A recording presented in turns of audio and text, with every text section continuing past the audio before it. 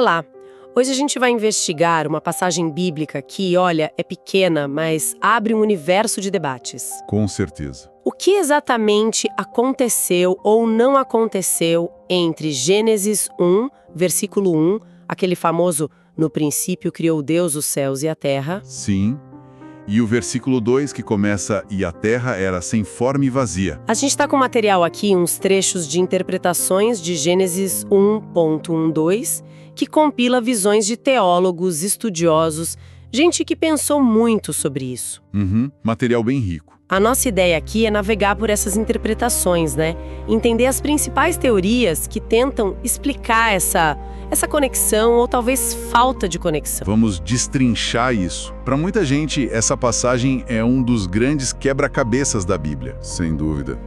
Só para deixar claro onde a gente está pisando. Verso 1. No princípio, criou Deus os céus e a terra. Certo, o início de tudo. E aí o verso 2. E a terra era sem forma e vazia, e havia trevas sobre a face do abismo, e o Espírito de Deus se movia sobre a face das águas. A transição aí? Exato. E a complexidade ela vem de vários lados, né? Não é só teologia da criação. Envolve detalhezinhos da língua hebraica, como essas palavras foram entendidas ao longo dos séculos. Nossa, imagina.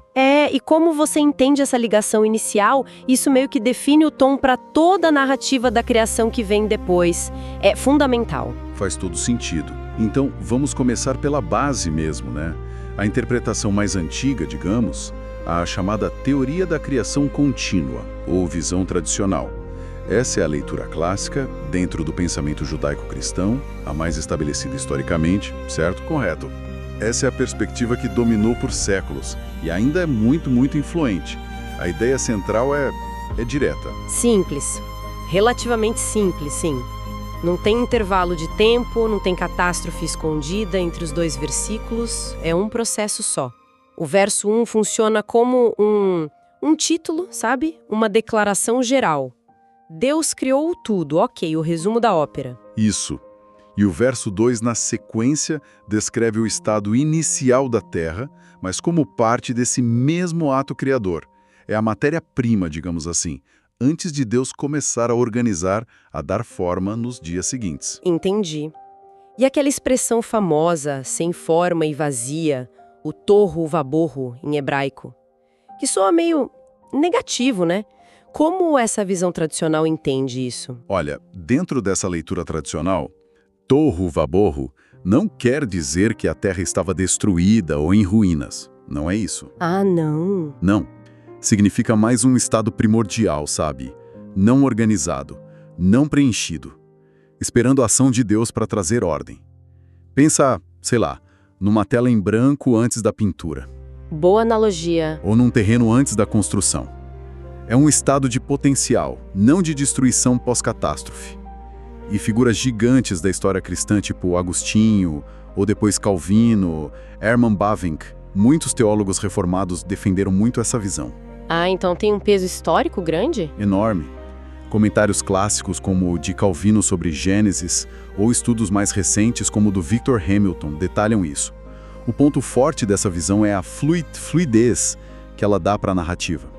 Um Deus soberano agindo num fluxo contínuo, trazendo ordem a partir do nada, ou desse estado inicial não formado. Compreendo. Uma leitura que mantém a unidade do texto, a sequência direta, parece fazer bastante sentido dentro dessa tradição teológica que é, afinal, a base da compreensão judaico-cristã majoritária sobre a criação. Exato. Mas a história da interpretação bíblica raramente é uma linha reta, né? Não mesmo. Sempre tem reviravoltas. Pois é. E aí surgiram outras ideias.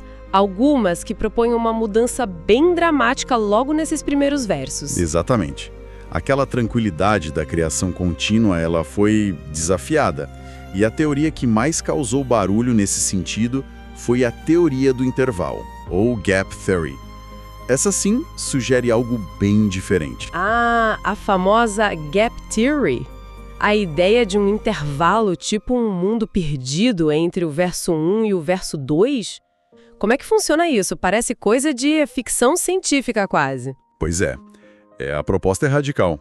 A teoria do intervalo diz que existe um hiato de tempo enorme, não especificado, talvez milhões, bilhões de anos, quem sabe, entre Gênesis 1, 1.1 e 1.2. Nossa! Bilhões de anos. É o que a teoria propõe. Nesse cenário, Deus teria criado originalmente céus e uma terra perfeitos, lá no verso 1. Sim. Só que, nesse intervalo gigantesco, teria acontecido uma catástrofe. Que catástrofe! Frequentemente associam isso à rebelião de Lúcifer, de Satanás e seus anjos. Essa rebelião teria levado a um julgamento divino e a consequência foi a destruição, ou pelo menos a desolação daquela criação original. Então, o estado do verso 2, a terra sem forma e vazia, o tohu vabou, não seria o estado inicial bruto. Seria o resultado dessa destruição. Exatamente. Seria a terra em ruínas depois dessa catástrofe cósmica. Peraí, então a criação que a gente lê a partir do meio do verso 2, com o Espírito se movendo sobre as águas, os 6 dias, não seria a criação original do zero, mas uma reconstrução? Uma restauração de um mundo arruinado. Uau, isso muda tudo. Muda completamente a dinâmica da narrativa. E os defensores dessa teoria, eles buscam argumentos para isso, tanto na língua quanto em outros textos. Um ponto-chave é a análise do verbo hebraico hayá, em Gênesis 1:2. Hayá? Sim. Normalmente a gente traduz como era. A terra era sem forma. Mas eles argumentam que hayá, dependendo do contexto, também pode significar tornou-se ou veio a ser. Ah, se fosse isso, leria. E a terra tornou-se sem forma e vazia, o que implica uma mudança, né? Uma degradação de um estado anterior perfeito. Entendi a lógica. E tem mais coisa? Tem. O outro pilar é uma passagem em Isaías, capítulo 45, verso 18. Lá diz que Deus não criou a terra torru, ou seja, vazia, caótica, mas a formou para ser habitada. Aí o pessoal da teoria do intervalo pega isso e diz, olha, se Deus não a criou torro originalmente, então o torro de Gênesis 1.2 deve ser resultado de algo que aconteceu depois da criação perfeita de 1.1, uma espécie de julgamento. Interessante essa conexão com Isaías. E quem foram os grandes nomes por trás dessa teoria? Quando ela ficou popular? Ela começou a ganhar forma lá no século XIX com gente como o teólogo escocês Thomas Chalmers, mas a explosão de popularidade veio mesmo no começo do século XX. Com quem? Principalmente por causa da Bíblia de Referência Scofield.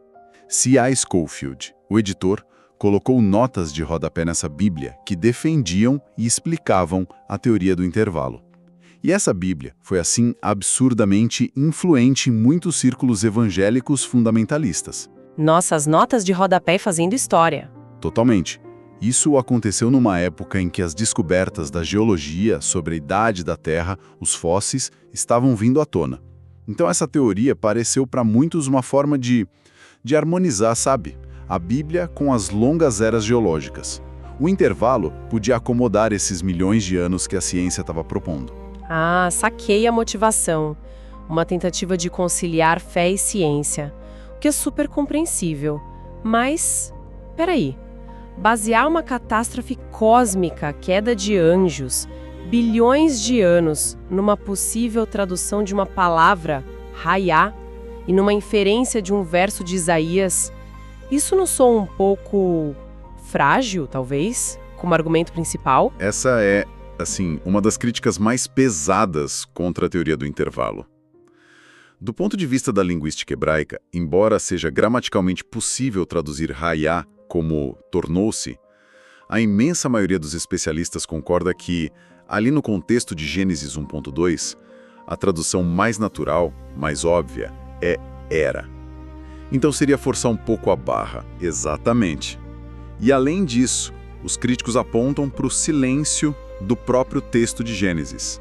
O texto não fala nada explicitamente sobre uma criação anterior perfeita, sobre rebelião de anjos acontecendo ali entre o verso 1 e o 2, nem sobre uma destruição cataclísmica. Tudo isso precisa ser inferido ou trazido de outras passagens interpretadas de um jeito bem específico. precisa montar um quebra-cabeça com peças de outras caixas, digamos. Tipo isso. Tem um livro, por exemplo, Unformed and Unfilled, do Weston Fields, que é um trabalho acadêmico bem detalhado, desmontando os argumentos da teoria do intervalo. Mas, apesar das críticas, não dá para negar o impacto que ela teve, né? Especialmente na leitura popular em certos meios no século XX. Entendi. Temos então um contraste bem forte. De um lado, a visão de continuidade, criação única, a visão tradicional judaico-cristã. Do outro, essa ideia de criação, destruição, recriação, com um intervalo gigantesco. Exato. As duas teorias, de jeitos diferentes, focam muito na questão do tempo, da sequência, né? Mas as fontes que a gente tem indicam que tem outras formas de olhar para isso, talvez mudando o foco. E se a chave para Gênesis 1.2 não estiver tanto no relógio cósmico, mas na cultura da época? Na visão de mundo de quem escreveu e leu isso originalmente. Exatamente. E aí a gente entra na terceira grande abordagem, a teoria do caos primordial. Essa perspectiva, ela meio que vira a mesa da discussão. Como assim? Ela sugere que a descrição de Gênesis 1.2, a terra sem forma e vazia, tohu vabohu, as trevas sobre a face do abismo, terron em hebraico, que tem a ver com o oceano profundo, talvez não descreva uma terra arruinada por um julgamento. Mas então o quê? Talvez reflita uma imagem muito comum nas cosmologias do Antigo Oriente Próximo. A ideia de que o estado inicial do universo era um caos aquoso, escuro, desorganizado. Pensa, por exemplo, no Enuma Elish, o épico da criação da Babilônia. Ah, já ouvi falar. Ele começa justamente com um cenário assim: águas primordiais caóticas personificadas em deuses como Tiamat. Ah, então o Tohu Vabohu e o Terron, o abismo aquoso, seriam elementos familiares para o pessoal daquela época, representando esse estado inicial antes da ordem, parecido com o que outros povos vizinhos imaginavam. Precisamente. E aí vem o pulo do gato, a força teológica dessa leitura. O papel de Deus em Gênesis 1 não seria reconstruir algo destruído, mas sim dominar, organizar ativamente esse caos primordial. Dominar o caos? Isso. A narrativa estaria mostrando a soberania incomparável de Yahvé, o Deus de Israel. E aí o contraste com os mitos vizinhos fica muito interessante. Enquanto lá no Enuma Elish, o deus Marduk precisa lutar violentamente contra a deusa monstro Tiamat para criar o mundo a partir do cadáver dela. Nossa, que violento! Pois é. Já o Deus de Gênesis, ele ordena o caos, bota limite nas águas primordiais, simplesmente com a autoridade calma e poderosa da sua palavra. Haja luz, haja firmamento. Isso por si só já é uma declaração teológica fortíssima sobre quem é o Deus da Bíblia, diferente dos deuses da região. Essa comparação é muito forte mesmo. Mostra Gênesis não só contando uma história de origem, mas fazendo uma afirmação teológica profunda dentro do seu próprio contexto. Quem são os estudiosos que trabalharam mais essa linha? Olha, essa abordagem comparativa é central no trabalho de muitos estudiosos do Antigo Testamento.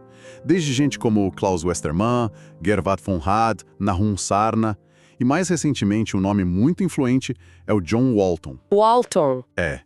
Ele argumenta muito, especialmente num livro chamado The Lost World of Genesis 1, que o foco principal de Gênesis 1 não é nem tanto a criação da matéria do nada, embora ele não negue isso. Mas o foco seria o estabelecimento de ordem funcional, Deus organizando o universo para que ele funcione para os seus propósitos. A criação seria, antes de tudo, colocar ordem no caos e dar função para as coisas. Interessante essa mudança de foco, da matéria para a função, para a ordem. E essa ideia de Deus estabelecendo ordem parece que foi levada ainda mais longe por alguns, né? Conectando com a ideia de templo, o que nos leva à quarta visão das fontes, a teoria do templo cósmico. Sim, essa é uma interpretação que tem ganhado bastante destaque nas últimas décadas. Ela pega os insights dessa ideia do caos primordial e junta com uma teologia bíblica sobre a presença de Deus sobre o templo. A visão central aqui é que Gênesis 1 inteiro deve ser lido como Deus construindo o universo, céus e terra para ser o seu grande templo cósmico. O universo como um templo? Uau! E como o sem forma e vazio entra nisso? Nessa leitura, o Tohu Vabohu, de Gênesis 1.2 representa mais do que só desordem física. Representa um espaço não funcional, sem propósito divino estabelecido. Um não-templo, digamos. Um espaço esperando função. Isso. E os 6 dias da criação seria um processo em que Deus organiza esse espaço cósmico. Ele não só cria as coisas, mas, e isso é crucial, ele atribui funções e lugares dentro da estrutura desse templo. Dia e noite, céus e mares, terra e vegetação, os luzeiros para marcar o tempo, os seres vivos para encher seus espaços. Organizando tudo. Exato. E o clímax não seria só o fim do trabalho no 6º dia, seria o 7º dia, quando Deus descansa. E esse descansar não é visto como cansaço, mas como um termo técnico, quase real. Deus toma posse, assume seu trono e começa a governar soberanamente no templo que ele acabou de ordenar e preparar para sua própria morada. Nossa, pensar assim realmente dá uma outra dimensão para a leitura. Se Gênesis 1 descreve o universo como um templo, o propósito fundamental do cosmos não é só ser um palco para a gente, mas primariamente ser o lugar da presença de Deus. E isso muda tudo sobre como a gente vê o universo e nosso lugar nele. Totalmente. Essa perspectiva desloca o foco principal de Gênesis 1. Não seria um texto primariamente científico tentando explicar o como físico da origem.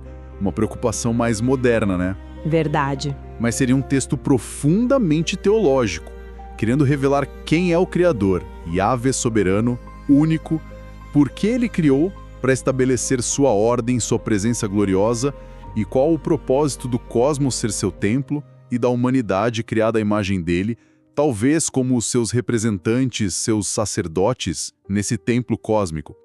Isso levanta um monte de questões sobre adoração, trabalho, sobre o sentido da nossa existência nesse cenário. É uma visão muito, muito profunda. E quem são os principais nomes ligados a essa teoria do templo cósmico hoje? Olha, como eu mencionei, o John Walton é um dos grandes divulgadores. Outro nome importante é D.K. Beale, que escreveu muito sobre como essa ideia de criação como templo se conecta com a teologia do templo em toda a Bíblia, sabe? Do Éden, passando pelo tabernáculo, templo de Salomão, Jesus, a igreja, até a nova criação. Uma linha que atravessa a Bíblia toda. Exatamente. E teólogos como N.T. Wright também usam elementos dessa visão quando falam da cosmovisão bíblica, do reino de Deus. Uau, que viagem! Fomos de uma leitura direta, contínua, passamos por um drama cósmico de destruição e recriação, mergulhamos no caos aquoso do Oriente Próximo e terminamos vendo o universo como a casa de Deus. Recapitulando rapidinho. Criação contínua, a visão tradicional judaico-cristã, um ato só. Teoria do intervalo, catástrofe e recriação entre os versos 1 e 2. Certo. Teoria do caos primordial, Deus ordenando o caos inicial, dialogando com os mitos vizinhos. Isso. E a teoria do templo cósmico, Deus estabelecendo o universo como sua morada funcional. 4 olhares bem diferentes para só 2 versículos. Exato. E entender essas diferentes lentes não é só curiosidade acadêmica, né? É relevante, porque a visão que a gente adota sobre Gênesis 1, 1 a 2, ela impacta diretamente, primeiro, como a gente lê o resto de Gênesis, como a gente entende a doutrina da criação. Claro. Segundo, a imagem que a gente forma de Deus. Ele é o Criador, inicial, é um restaurador, é aquele que ordena o caos, é o rei no seu templo e como ele se relaciona com o mundo. Muda a nossa imagem de Deus. Exato. E terceiro, como a gente viu com a teoria do intervalo, impacta como a gente tenta ou não relacionar o texto bíblico com descobertas científicas sobre idade da Terra, história da vida. É verdade, essa conexão sempre aparece. E talvez o mais fundamental, essa diversidade toda lembra a gente da riqueza, da profundidade e sim das ambiguidades que textos antigos e sagrados como Gênesis podem ter. Mostra que buscar o significado é um diálogo que continua, né? Século após século. Com certeza, uma lição de humildade também. Sem dúvida. E isso leva a um pensamento final, algo que a gente tocou ao falar da teoria do intervalo, mas que vale para tudo isso. Falamos da diferença linguística no hebraico entre era, hayá, e a possibilidade de traduzir como tornou-se. É impressionante pensar como a nuance na tradução de uma palavra pode abrir caminho para interpretações teológicas tão diferentes, né? Que moldaram a fé de tanta gente. É verdade, o peso de uma palavra. Exato.